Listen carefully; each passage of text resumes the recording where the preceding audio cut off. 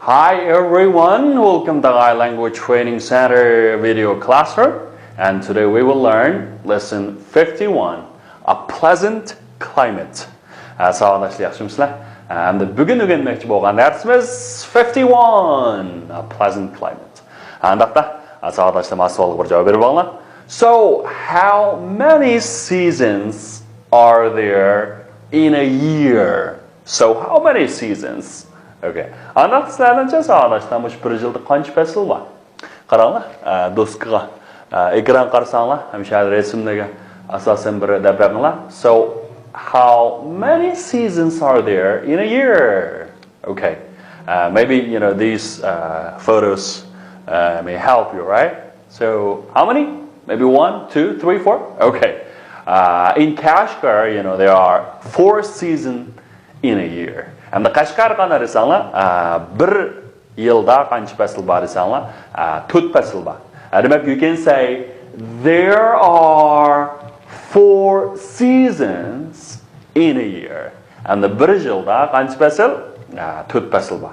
So, which seasons are they? Anaqda deb beringlar. Shu fasl qaysi fasllar? Qaysilari? Okay, look. Answer men birinchi qarasanglar, buningda rasmda xatmi bor ekan. Which one?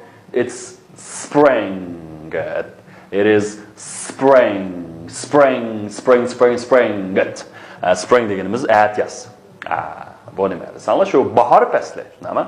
Bahor faslini biz odatda nima deymiz? Spring. Okay, what about next one? Okay, next one is summer. Qarasanglar, dengiz bo'yi shunami? Daraxtlar issiq. Bu faslni nima deymiz? Summer. Ba'zida qanday desanglar, bu summerni o'zidan ism qo'yadi ko'pincha qizlar. Summer deganimiz qarasanglar, yoz. Spring at yoz. And the next one is autumn. And autumn yoki autumn deb qo'ysak bo'lmaydi-ku. Keyindagi en qanday qilmaydi, talaffuz qilmaydi. Bu nima? Autumn. Autumn kuz fasli. Oltin kuz deb qo'yamiz-ku. Kuz fasli. Last one is winter. Okay. Ne hozir vaqt desanglar, qish fasli, shunami? Qishni biz nima deymiz? Winter. Demak, hamda bir yilda spring, summer, autumn, and winter. So, which months are there in each year? Albatta bu shu fasllarda qaysi oylar bor? Sanab boqamizlar. Uyg'urchaga o'xshab qoladi, inglizchaninki. Balkim yanalda kitob bo'lsa, birlikda sanab boqsak, albatta spring. Okay, spring, it starts with March. Okay, Mart deymiz-ku. 8-Mart ayollar bayrami. Demak, hamda bu inglizcha nima? March. Hamda oylarni yozganda diqqat qiladigan yana bir nuqta, bosh harfini qanaqa qilamiz desanglar, cho'ng yozamiz. March, April, Uyg'urcha deymiz, April deymiz-ku. Amniyat inglizcha o'lchamda terapiz, April. Good. April and May. Okay. Demak, hamda spring tava bo'lgan oylardan months. And months then mesela March, April, and May. What about summer? Okay, summer starts with June, July, August. Yaxshi. June, July, and August. And that August, nima? And that. What about autumn? Autumn starts with September. Okay, September, October, and November. September, October, and November. And winter, January, February, and March. Okay. Actually, sometimes it includes December, right? Onun istirgan qish faslidan nimani o'ziga qoldirsan? December. Okay, December degan nechinchi oy? 12-chi oy. 12-chi oy. Demak, hamda bu oylarni boshdan bir sanab baqilgan bo'lsak, nima desanglar? January, February, March, April, May, June, July, August, September, October, November, and December. demek hem de şu 12 ay. Hoş andaqda.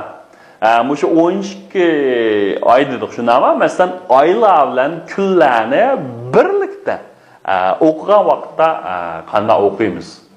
Adada bu o'qishning qoidasi qanday bo'lar esanlar? Masalan, chislani o'qiganda, chislar degan nima deymiz? Masalan, date deymiz, o date'ga yo'q qilishlar emas. Chislar deymiz.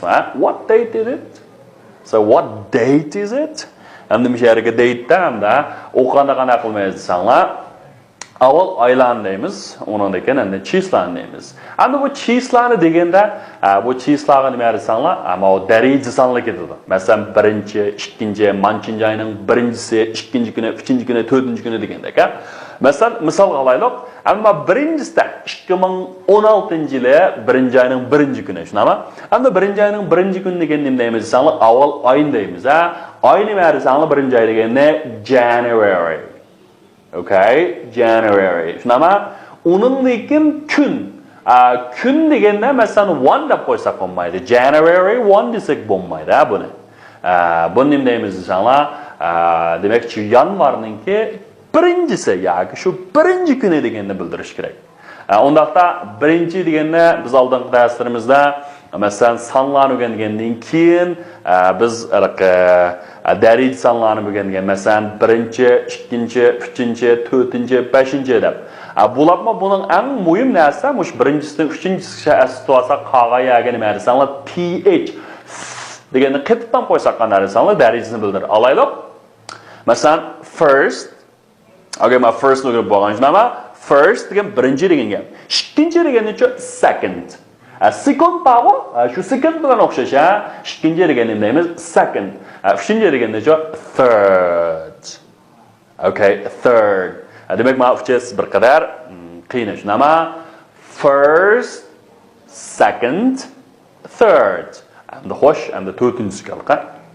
To'rtinchisi deganicha fourth. Shunama oxirgi tishni mana tilimizning ishlaydigan tovush shunama fourth, fifth, sixth, eighth, no, seventh, eighth, ninth, 10th, 11th, 12th, 13th, 14th, 15th,